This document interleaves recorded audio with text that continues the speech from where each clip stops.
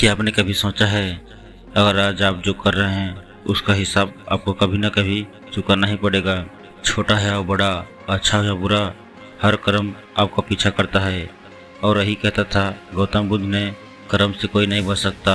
कल्पना कीजिए, आप एक शांत जंगल में खड़े हैं, चारों तरफ सन्नाटा, और अचानक कोई आवाज़ आती है, जो बोओगे वही काटोगे। बुद्ध कहते हैं, हमारा हर विचार, हर शब्द, हर कर्म एक बीज की तरह है, जो भविष्य में फल बनकर लौटता है। अगर आपने अच्छाई बोई है तो खुशी मिलेगी, अगर बुराई बोई है तो दुख आपका इंतजार कर रहा है। एक बार एक व्यक्ति बुद्ध के पास आया। वो बहुत गुस्से में था। उसने बुद्ध को गालियाँ दी, अपमान किया, लेकिन बुद्ध शांत रहे। थोड़ी देर बाद वो व्यक्ति थक गया और पूछा, आप जवाब क्यों नहीं देते? बुद्ध मुस्कुराए, बोले, अगर कोई तुम्हें कोई उपहार दे और तुम उसे स्वीकार न करो तो उपहार किसके पास रहेगा? वो व्यक्ति बोला, देने वाले के पास। बुद्ध ने कहा, मैं तुम्हारी बुराई स्वीकार नहीं करता, इसलिए वो तुम्हारे पास ही रहेगा। यही है कर्म का नियम, जो तुम देते हो वही तुम्हारे पास लौटता है। कर्म कोई जादू नहीं है, एक प्राकृतिक नियम है, जैसे गुरुत्वाकर्षण, जैसे दिन के बाद रात। आप चाहे मानो या ना मानो, कर्म हमेशा काम करता है।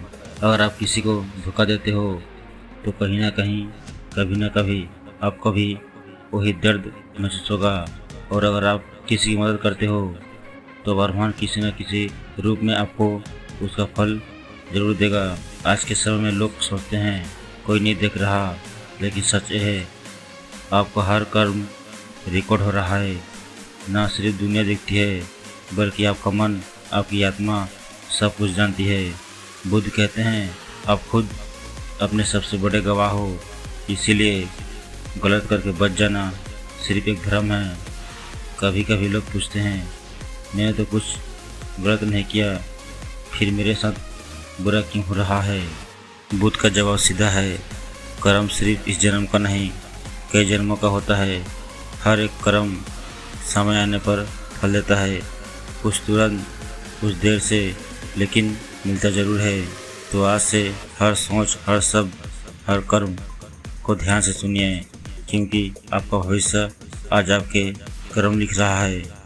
याद रखिए, न राजा बचा है, न गरीब, न कोई ताकतवर, कर्म से कोई नहीं बच सकता। आज जो करोगे वही कल बनोगे।